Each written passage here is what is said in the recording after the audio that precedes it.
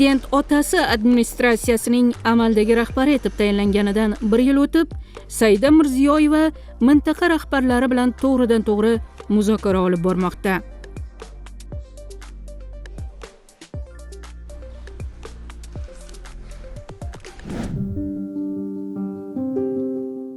Uning Ostonaga tashrifi munosabati bilan Qozoq nashrlari mamlakatning yaqin tarixidagi qudratli birinchi prezidenti Nursulton Nazarboyev hamda uning ehtimoliy merosxo'ri deb ko'rilgan qizi Darig'a Nazarboyevani yodga oldi.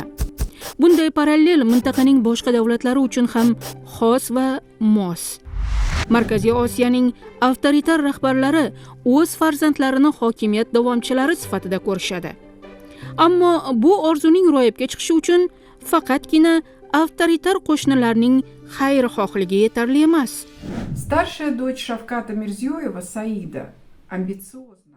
To'ng'ich qiz Saidaning ambitsiyalari juda baland. U otasining hokimiyatidan, uning Kremldagi va O'zbekistonga qo'shni mamlakatlardagi aloqalaridan ustalik bilan foydalanmoqda. Turli bahs, munozara, balki tanqidlarga ham uchrar. Biz bunga tayyormiz. Otasining prezidentligi bilan bir vaqtda siyosiy sahnada paydo bo'lgan prezidentning to'ng'ichi Saida Mirziyoyeva O'zbekiston hokimiyatida ikkinchi odamga aylanganiga ropparasi 1 yil to'ldi.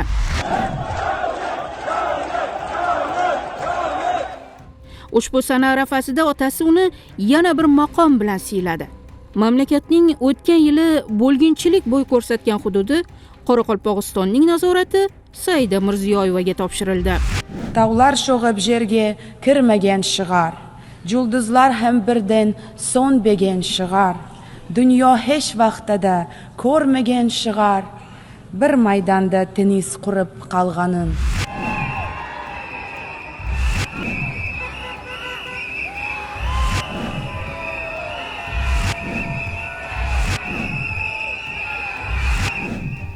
Mirziyoyevaning Qoraqalpog'istondagi rivojlanish masalalaridagi roli nimadan iborat bo'lishi hozircha noma'lum. Uning o'tmishda ijtimoiy-iqtisodiy sohaga rahbarlik qilgani, biron mintaqani rivojlantirishda qatnashgani ma'lum emas. Bunga qadar iqtisodiy-ijtimoiy rivojlanish masalalari bilan bevosita hukumat shug'ullanib kelgan. Mirziyoyeva rahbari bo'lgan prezident administratsiyasi esa qonunchilikka ko'ra mamlakatning ijtimoiy-iqtisodiy va ijtimoiy-siyosiy rivojlanishi holati va tendensiyalarini tahlil qilish, amalga oshirilayotgan islohotlarni huquqiy jihatdan ta'minlash uchun mas'ul. Tahlilchilar nazdida prezident administratsiyasi vazifalariga kirmasa-da, Saida Mirziyoyevaga katta bir hudud nazoratining berilishi ortida siyosiy voris tayyorlash rejalari bo'lishi mumkin. Ammo bu ish ortiqcha shov-shuv va piarsiz zimdan amalga oshirilmoqda. Bir kun kelib Mirziyoyev Saidani voris sifatida tanishtiradi. Xalq esa buni har doimgidek itoat bilan jimgina qabul qiladi. Saida Mirziyoyeva prezident administratsiyasiga 2022-yil iyulida Qoraqalpog'istonda zo'ravonliklarga aylanib ketgan qonli namoyishlar ortidan boshlangan kadrlar o'zgarishi fonida kelganda. Administratsiyaning o'sha paytdagi rahbari Zaynilobiddin Nizomiddinov ozodlikning hukumatdagi manbalariga ko'ra norozilik namoyishlari va qon to'kilishiga olib kelgan konstitutsiyaviy referendumga tayyorgarlik jarayonida yo'l qo'yilgan kamchiliklari uchun ishdan olingan. Qoraqalpog'istonda kamida 18 kishining o'limiga sabab bo'lgan namoyishlar o'zini islohotchi sifatida taqdim qiladigan prezident Mirziyoyev boshqaruviga savollarni paydo qildi. Ozodlik manbalariga ko'ra, o'sha paytda Saida Mirziyoyevaga otasining hukumati imijini qutqarish vazifasi yuklatilgan. Dastlab prezident administratsiyasida axborot sho'basi mudiri bo'lgan Mirziyoyeva oradan ko'p o'tmay administratsiyadagi ikkinchi odamga aylandi. O'zbekiston siyosiy hayotiga nazar soladigan bo'lsak, Saida Mirziyoyeva xuddi osmondan tushgan meteoritday bo'ldi. Ya'ni yo'q joydan siyosatning o'rtasiga kelib tushdi. Odamlar ilgari umuman nomini ham eshitmagan, o'zini ham ko'rmagan vaholanki siyosatda u quyidan tepaga chiqiladi Chunki quyida xalqning hayoti bor. Xalqning turmush tarzi bor. Ularni ko'rish kerak. Muammolarning ildizlari qayerda? Nimalar hayotda biz oldinga ketishimizga xalaqit qilyapti? Qanaqangi zehniyatimizni o'ldiradigan holatlar yuz bo'layapti? Nima uchun jamiyat ma'naviy jihatdan chirib boryapti? Bu narsalarni bilish uchun quyida ishlash kerak. Quyidan ishlab chiqsa agar tepaga, ana u keyin xalqning dardini, boshqasini, hammasini tushunishi mumkin. O'tgan vaqt mobaynida Saida Mirziyoyeva biron muhim siyosiy bayonot qilgani yo'q. Oldingidek jurnalist va blogerlar himoyasiga ham chiqmadi. Mamlakat xalqaro so'z va matbuot erkinligi reytingida ortga ketdi. O'nlab odam tarmoqlarda prezidentni haqorat qilganlik aybi bilan qamoqqa tashlandi. Korrupsiya mojarolari to'xtamadi. Ozodlik surishtiruvlari Saida mansubi bo'lgan birinchi oilaning hokimiyat bilan chatishib ketgan shaxsiy manfaatlari, qarindosh urug'chiligi hamda shubhali biznes sxemalarini o'rtaga chiqardi. Na Saida va na uning otasi, ular boshqaruvidagi prezident administratsiyasi bu surishtiruvlar xulosalari borasida churq etmadi. Ammo bu uning o'zini faol diplomat sifatida taqdim etishiga xalaqit bergani yo'q.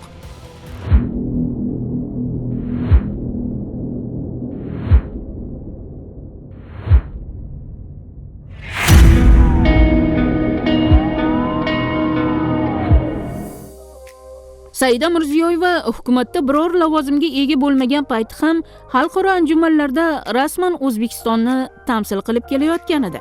Uning homiyligidagi madaniy tadbirlar qanday va kim tomonidan moliyalanayotgani, qolaversa prezident qizining qancha maosh olishi xuddi otasi kabi ma'lum emas.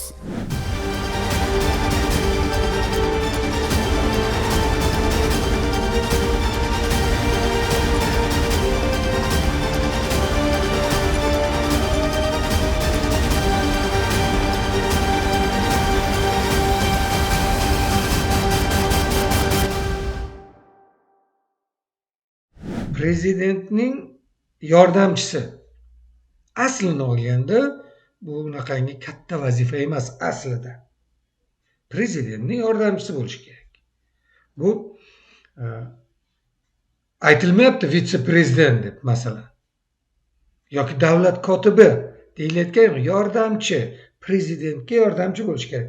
Ammo lekin O'zbekistonda ikkinchi odam. Kim buni ikkinchi odam qilib sayladi yoki kim bunga bu vakolatni berdi? Konstitutsiyada bormi? O'zbekiston prezidentining yordamchisi O'zbekiston nomidan gapirishga haqqi bormi? O'zining nomidan gapirishi mumkin. Biror bir tashkilotchiga rahbar bo'lsa, o'sha tashkilot nomidan gapirishi mumkin. Prezident administratsiyasini boyagi bir bo'limi nomidan gapirish mumkin. Bu borib O'zbekiston nomidan, O'zbekiston xalqi nomidan gapiryapti. Qozog'istonga borib, Qozog'iston prezidenti bilan uchrashuv davomida boshqalarda ko'rdik. 27 yil Islom Karimovning soyasida yurgan Shavkat Mirziyoyev prezidentlik kursisini egallaguniga qadar uning oilasi haqida matbuotda birorta ham ma'lumot berilmagan. Hozir ham prezident oilasining 2016-yilgacha bo'lgan hayoti jamoatchilikka ma'lum emas. Shavkat Mirziyoyev oilasi ilk bor 2016-yilning 4-dekabr kuni jamoatchilikka ko'rinish berdi. Shu kuni oilasi bilan prezident sayloviga borgan Mirziyoyevning oilaviy surati va videosi ilk bor matbuotda e'lon qilindi.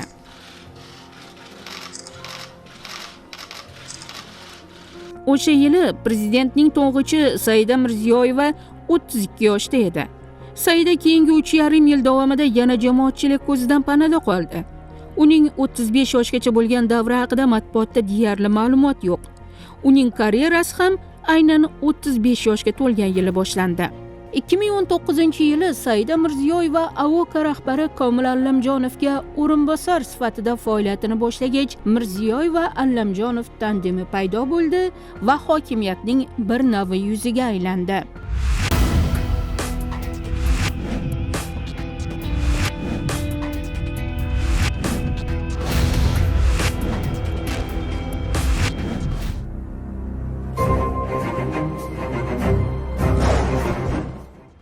Komil Allamjonov o'tmishda siyosiy hokimiyatga yaqinligi bois yulduzi porlagan o'zbek ishbilarmonlaridan biri. Britaniyadagi kriminologiya bo'yicha professor Kristian Lasli tadqiqotiga ko'ra, Allamjonov o'z biznes imperiyasini yaratishda davlat imtiyozlaridan keng foydalangan. Allamjonovning o'zi davlat lavozimidan biznes manfaatlarini ilgari surishda foydalangani va monopoliya yaratishga uringani haqidagi ayblovlarni, jumladan Ozodlik bilan suhbatda qat'iyan rad etgan edi. Bu Allamjonov oldi yoki Allamjonovni tashkiloti bo'lgani uchun emas. Siz ham agarda shu talablarga hozir javob berib, bu yerda korxonaga o'sha hujjatlaringizni bersangiz, o'sha talablarga javob berib, sizga ham berishadi. Bu ochiq bozor, bu monopoliya deb buni chalg'itish, bu faqatgina nima deydi? Bu chalg'itish, bu hujjatni o'qimagan, bu qarorlar bilan tanishmagan odamlarning fikrigina bu. Chunki hamma narsa baribir monopoliya degan statusga ham baribir qog'oz, hujjat, qonuniy hujjat javob beradi. Qonunlarda, hujjatlarda hamma narsa ochiq qilingan. Endi bu yerda asosiy masala bu avtotestni shu o'tmishi, avtotestni shu yuridik shaxslarni haydovchilarini o'qitish masalasi shu bir davrda monopoliya bo'lgani uchun bundan buyog'iga ham endi bu biz nimaga qo'l ursak hamma narsa monopoliyaga o'xshab ko'rinyapti. Allamjonov o'tgan yili prezident administratsiyasi axborot siyosati departamentining rahbari lavozimiga tayinlangan va Ozodlik manbalariga ko'ra amalda prezident administratsiyasi vertikalida 3-odamga aylangan. На протяжении последних 5 лет Саида Мирзиёева вместе с Камилом Алламжоновым формирует информационную политику Узбекистана. Saida Mirziyoyeva so'nggi 5 yildan beri Komil Allamjonov bilan birga davlat axborot siyosatini shakllantirib keladi. Ushbu hamkorlik ikki tomonga ham manfaatli bo'lib, ularning har biriga ishonch hissini bermoqda. So'nggi yillarda Komil Allamjonov nafaqat O'zbekistonda, balki chet elda yashayotgan blogerlarga ham bir necha bor ochiq va zimdan bosim qilishga urindi. Xususan Allamjonov Kanadada istiqomat qilayotgan bloger Ulug'bek Ashurni sudga bergan va 2 oycha oldin arizasini qaytarib olgani ma'lum. Allamjonov va Mirziyoyeva tandemi o'tgan 1 yil davomida ma'rifatchilik harakati, jadidchilikning faol targ'ibotchisiga aylangani kuzatildi. Ikkovlon Toshkentda jadidchilikka bag'ishlangan yirik xalqaro anjumanga mezbonlik qildi. Prezident Shavkat Mirziyoyev siyosatida jadidlar g'oyalari, ularning orzu va istaklari amalda o'z aksini topa boshladi desak xato bo'lmaydi. Ayni paytda Saida Mirziyoyevani tanqid qilgan ayrim blogerlar panjara ortiga tiqilgani ma'lum. Jumladan prezident va uning qizini tanqid qilgan farg'onalik bloger Guli Mirzayeva hozirda tovlamachilik aybi bilan hibsda qolmoqda. Harakatlar strategiyasidan taraqqiyot strategiyasi haqida yurtimizda hozircha yagona bir insonning, to'ng'ich qizingiz Saida Mirziyoyevani prezident yordamchisi lavozimiga ishga ko'tarilgani va taraqqiyot sari qadam bosganligini guvohi bo'ldim. Boshqa hech qanday taraqqiyotni men ko'rmadim va sezmadim, janobi prezident. 2024 yil fevralda ushlangan bloger Guli Mirzayevaning keyingi taqdiri ozodlikka ma'lum emas. Mazkur hodisa yuzasidan rasmiy izoh berilmagan. Jinoyat ishlari tafsilotlari noma'lum.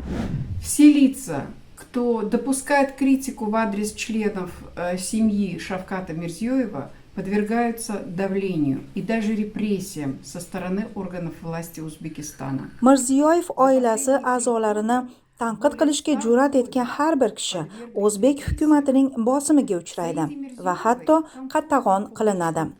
Shavkat Mirziyoyev oilasining barcha a'zolari manfaatlar to'qnashuviga yo'l qo'ymaslik prinsipini buzib keladilar. Shu bois ham ular tanqidlarga juda ta'sirchan. Statistik ma'lumotlar so'nggi 3 yilda 100 dan ortiq bloger ta'qib qilinganini ko'rsatmoqda.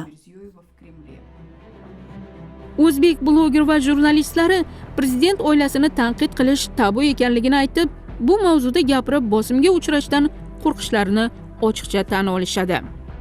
Fikrlarimni ochiq bildirishni xohlardim. Lekin bu mavzu biz uchun tabu. Men Saida Mirziyoyevaning posti ostiga tanqidiy komment qoldirganimga qanchalar janjal qilganlarini bilasizmi? Saida Mirziyoyeva prezident yordamchisi bo'lib O'zbekistonning rivojlanishiga yoki iqtisodini qutqarishi uchun qanday strategik ish qildi? Hech nima qilgani yo'q. Men Mirziyoyevaning chiqishlarida faqat uning kiyimlarini tomosha qilaman xolos. Kuni kecha Saida Mirziyoyevaning prezident To'qayev bilan uchrashganini ko'rib kayfiyatim tushib ketdi. Biz ham Turkmaniston bo'ldik degan fikr keldi xayolimga. O'zbekistonda yashab rivojlanishdan umidlarim so'ngandek bo'ldi. Farzandlarim ham Mirziyoyevlar mamlakatida yashashlarini xohlamay qoldim. Ayni paytda tahlilchilar fikricha Saida Mirziyoyeva imiji har tomonlama mukammal ishlangan bo'lib, u turli jabhada faol ayol obrazida taqdim qilinmoqda. Gender tenglikdan tortib, milliy hunarmandchilik u bloger va jurnalistlar himoyachisi, ayollar huquqlari chempioni, zakovatchilar homiysi, nogironlar va muhtojlarning xayriyatchisi. Assalomu alaykum. Assalomu alaykum. Assalomu alaykum. Qanaqa qo'yida men sizni kutib olyapman. Assalomu alaykum Saida opa, Shavkat aka, sizni ko'rganimdan juda ham xursandman, hayajondaman. Nima deyishni ham bilmay qoldim. Men hayajondaman, mana dizaynerman, qarang. Ko'ylagim qalay sizga? Juda ham chiroyli bo'libdi. Qarindoshlardan farqli o'laroq Saida Mirziyoyeva muntazam ravishda mamlakatdagi ayrim voqealarga o'z munosabatini bildirib keladi. Lotin yozuviga asoslangan alifbomizda hatto vatanimiz nomi ham siz monitorda ko'rib turganingizdek turli joylarda turlicha yozilmoqda. Endi sizga savol bermoqchiman. Monitorda O'zbekiston so'zining qaysi shakli to'g'ri? Ko'rib turganingizdek bir qarashda oddiy tuyulgan imlo belgisi butun boshli davlat va millatning nomi xato yozilishiga sabab bo'lmoqda. Men buni tuzatish zarur bo'lgan holat deb bilaman. Saidaning bu kabi balandparvoz chiqishlari ko'p bo'ldi. Biroq chiroyli gaplar baland minbarlardan nari o'tmadi. Jumladan lotin imlosi haqidagi Mirziyoyevaning chiqishidan qariyb 2 yil o'tsa-da, muammo yechimida biror ijobiy o'zgarish bo'lgani yo'q. Xalqning muammolarini hammasini ko'rib turibdi. Kim Saida Mirziyoyeva ko'rib turibdi. Blogerlarni qamalayotganini ham, millionlarni o'marayotganlar qamoqdan chiqib ketayotganini ham, elektr cheklanib qo'yganini ham, yo bular umuman siyosatni yig'ishtirib qo'ygan, umuman qiziqmaydi yoki tupurib qo'ygan hamma narsaga. Nima bo'lyapti, nima qilyapti, menga nima deydi? Matbuot bir narsa bo'lyaptimi, boshqa bo'lyaptimi? Xullas, mana kelgandan buyon nima ish qildi? Aniq, konkret, aniq mana shu ishni qildi deb birorta ayta oladimi? Prezidentning yordamchisiga juda katta vakolatlar berildi. Saida biror malakaga ega bo'lmasa-da, yuksak martabalarga erishib, mansab pillapoyalaridan ildam ilgarilarkan, bu trayektoriya o'zbeklarga marhum prezident Karimovning qizi Gulnora taqdirini eslatadi. Если Саида Мирзиёева имеет планы и амбицию унаследовать власть, Agar Saida Mirziyoyevada hokimiyatga vorislik ambitsiyasi bo'lsa, bu nuqtai nazardan u tanlayotgan strategiya yaxshi samara beryapti deb o'ylayman. Uning yurish-turishi jamiyatning konservativ normalariga uyg'un. Qolaversa, Saida Gulnoradan farqli o'laroq davlat xizmati yo'nalishi bo'yicha ko'tarilishga harakat qilmoqda. Gulnora Karimova tadbirkorlik faoliyati bilan shug'ullangan Madaniyat fondini tashkil qilgan bo'lsa, Saida Mirziyoyeva ma'muriy boshqaruvga doir ishlarning bir qismini o'z zimmasiga olgan. Создавала вот этот фонд культуры и так далее. Саида занимается уже фактически чем-то какой-то частью административной работы.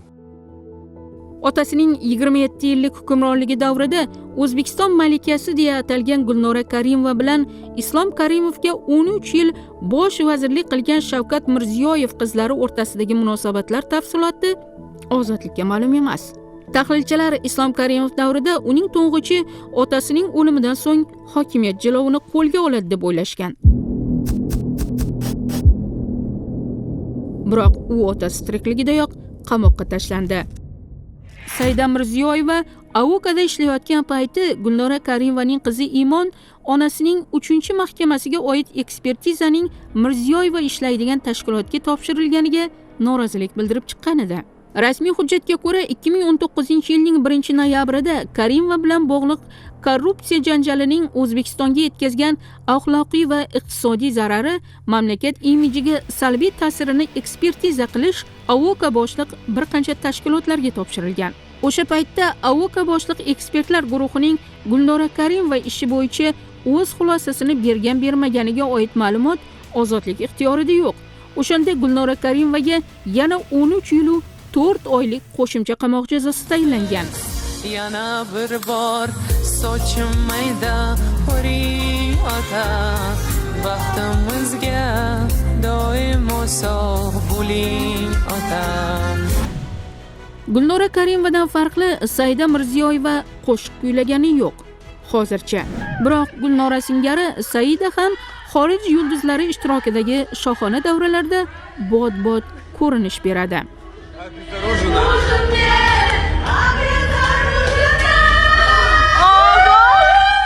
2019-yilning 2-oktyabr kuni tarmoqlarda tarqalgan ushbu videoda rossiyalik taniqli qo'shiqchi Polina Gagarinaning Toshkentdagi konsertidan so'ng uyushtirilgan dabdabali ziyofat tasvirlangan.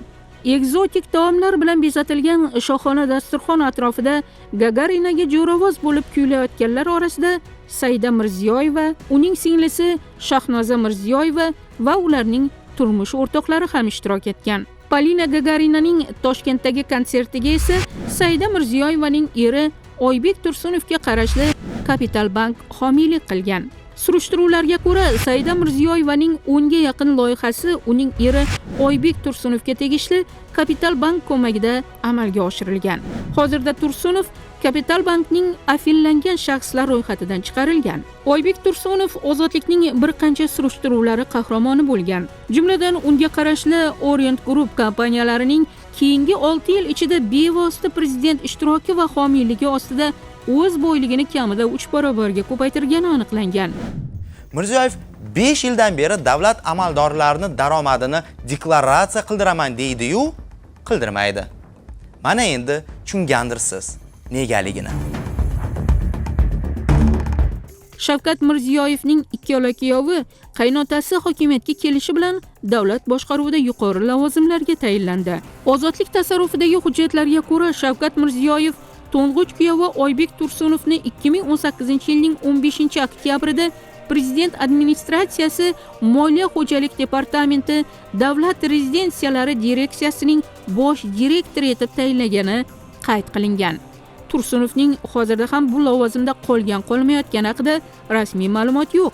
O'tgan yili Saida Mirziyoyevaning nufuzli lavozimga tayinlanishi Ozodlikning Mirziyoyev boshqaruvidagi nepotizmga doir Mirziyoyevlar amirligi nomli surishtiruvdan 1 oy o'tib yuz berdi. Ozodlik surishtiruvi Mirziyoyev hokimiyatga kelganidan buyon 20 dan ortiq qarindoshlarini hukumatda yuqori lavozimlarga tayinlanganini o'rtaga chiqargan. Mamlakatga kirish darvozalaridagi barcha bojxona terminallaridan to eng yirik ulgurji bozorga qadar, vodiydan vohaga qadar yuzlab kilometr yo'llardagi zapravkalardan axlatni qayta ishlashga qadar ular qo'lida. Keyingi 7 yil ichida ochilib, yashin tezlikda boyib ketgan qaysi biznes bor? Ichidan yo jiyan, yo qudalardan birini topasiz. Ekspertlar nazdida mamlakatda avtoritar boshqaruv saqlanib qolayotgani va prezident hokimiyatini jilovlab turadigan institut mavjud emasligi bois Shavkat Mirziyoyev nepotizmga zo'r bermoqda.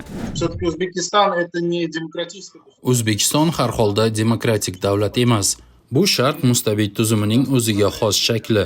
Davlatni konkret odam va uning jamoasi emas, balki oila boshqaradi va oila hokimiyatni taqsimlaydi. Mirziyoyevning juda ko'p qarindoshlari hokimiyatda, yo mahalliy hokimiyatda, yo vazirlik va idoralarda ishlaydi. Xavfsizlik sohasini va barcha muhim aktivlarni ham oila nazorat qilmoqda. Kuyovlari ham kambag'al emas. Katta sarmoya orttirib olishgan. Qolaversa, bir paytlar Gulnora Karimova egalik qilgan mol-mulklar va moliyaviy aktivlarning bir qismi imi-jimida Mirziyoyev oilasi tasarrufiga o'tdi. Xullas, ular hokimiyatni egallash uchun yetarli darajada badavlat odamlar. Они прибрали эти фактические активы к себе и все используют. Saidaning o'tgan yili yangi lavozimga kelishi keyingi paytda ko'pchilikning favoritiga aylanayotgan Sardor Umurzoqov karyerasiga nuqta yasaganday bo'ldi. Har holda Saida Mirziyoyeva bu kursini egallarkan, Sardor Umurzoqov ko'zdan yo'qoldi. Umurzoqov o'tgan yil avgustida ishdan olinganidan buyon prezident ishtirokidagi hukumat majlislarida biron marta ko'rinish bergani yo'q. Rasman u prezidentning maxsus topshiriqlar bo'yicha maslahatchisi hisoblanadi. Manbalar Mirziyoyeva bilan Umurzoqov o'rtasidagi ziddiyat haqida gapirishgan. Bu ziddiyat ayniqsa Umurzoqov obro'sining oshishi va uning prezidentlikka ehtimoliy nomzod sifatida ko'rilishiga oid gap so'zlar ortidan kuchaygani aytildi. Чем активнее Узбекистан интегрируется... O'zbekistonda xalqaro integratsiyada faollashgani sayin Kremlning Saida Mirziyoyevaga qiziqishi ortmoqda. Saida Mirziyoyeva ushbu lavozimda oldin ishlagan mulozimlar va prezident apparatidagi boshqa mansabdor shaxslarga nisbatan ancha ko'proq vakolatlarga ega. Ba'zan u Kremlning ochiq va maxfiy o'yinlariga aralashgandek taassurot paydo bo'ladiki, bu Putinning O'zbekiston ichki va tashqi siyosatiga ortiqcha bosim o'tkazishi xavfini tug'dirmoqda. Bir paytlar Putin xuddi shu yo'l bilan Turkmaniston prezidenti Berdimuhamedovning o'g'lini hokimiyatga olib kelgan edi. Markaziy Osiyo davlatlaridagi avtoritar rahbarlarning o'z farzandlariga hukumatdan lavozimlar berishi hokimiyatni o'z vorisiga qoldirish intilishi sifatida ko'riladi. Voris haqida gap ketganda bir qarashda Saida Mirziyoyevaga raqobatchi yo'qdek tuyuladi. Biroq tahlilchilar fikricha, Saida Mirziyoyeva otasining hokimiyatiga yagona da'vogar emas. При смене власти будет решающую роль играть Hokimiyat almashinuvi jarayonida davlat xavfsizlik xizmatining pozitsiyasi hal qiluvchi ahamiyatga ega bo'ladi. Buni Karimov vafot etganida ko'rdik. Hozir davlat xavfsizlik xizmati raisining o'rinbosari Botir Tursunov Saida Mirziyoyevaning qaynotasi bo'ladi. Bu unga qo'l keladi. Ya'ni ayni paytda raqobatni ham nazardan qochirmaslik kerak. Bu yerda prezident xavfsizlik xizmati ham bor. U kattagina resurslar va nufuzga ega tashkilot. Ushbu xizmatda Otabek Umarov muhim rol o'ynaydi. Bizdagi ma'lumotlarga qaraganda, u bilan Saida Mirziyoyeva o'rtasida raqobat mavjud. Otabek Umarovning o'z ta'sir richaklari bor. U prezidentga juda yaqin, safarlarda va tadbirlarda prezidentga hamrohlik qiladi, shaxsiy tansoqchi vazifasini bajaradi. Juda nufuzli lavozim, chunki doim prezidentning yonida va u bilan to'g'ridan to'g'ri gaplasha oladi. Shu bois, agar kelgusida Botir Tursunovning nufuzi pasayadigan bo'lsa, Otabek Umarovning pozitsiyasi yanada kuchayishi va davlat xavfsizlik xizmatiga o'tib, amalda kingmaker bo'lishi mumkin. Hatto o'zi prezidentlik kursisiga o'tirsa ham ajab emas. Shu nuqtai nazardan Otabek Umarovning imkoniyatlari ko'proq. Agarda Saida Mirziyoyeva keksayib borayotgan Botir Tursunov o'rniga o'z odamini qo'yishga muvaffaq bo'la olmasa albatta. Тоже к президенту и фактически сопровождает его на таких поездках. Prezident xavfsizlik xizmati rahbarining o'rinbosari bo'lgan Otabek Umarov ozodlikning nepotizm, korrupsiya va manfaatlar to'qnashuviga doir qator surishtiruvlari markazida bo'lgan.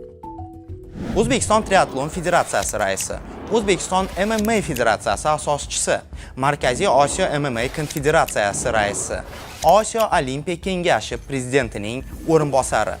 Biroq bular orasida eng oliysi albatta rasmiy bo'lmagani, ya'ni prezidentning kuyovi degan maqomdir. Oldinroq ozodlikning hukumatdagi manbasi Saida Mirziyoyevaning yaqin ittifoqchisi va prezident administratsiyasi axborot siyosati departamenti rahbari Komil Allamjonov bilan Otabek Umarov hamda DXX o'rtasida urush borligini iddao qilgan edi. Bu urushning motivi ozodlikka ma'lum emas. Ammo vaziyatdan xabardorligini aytgan yana bir manba Otabek Umarov oldinroq Toshkentda prezident kuyoviga aloqadorligi iddao qilingan qudratli ofisning fosh etilganidan g'azabga kelganini iddao qildi. Uning da'vosicha Umarov mahalliy tadbirkorlar va mulozimlarga noqonuniy bosimlar o'tkazib kelgani iddao qilingan ofisning fosh etilishida Allamjonovning qo'li borligini taxmin qilgan. Ozodlik manbalari bu xabarlar ortidan Darxondagi ofisda tekshiruv olib borilgani va unga aloqador Umarovning atrofidagi qator shaxslar Dubayga qochganini iddao qilishgan. O'zbekiston rasmiy idoralari bu xabarlarni sharhlamagan.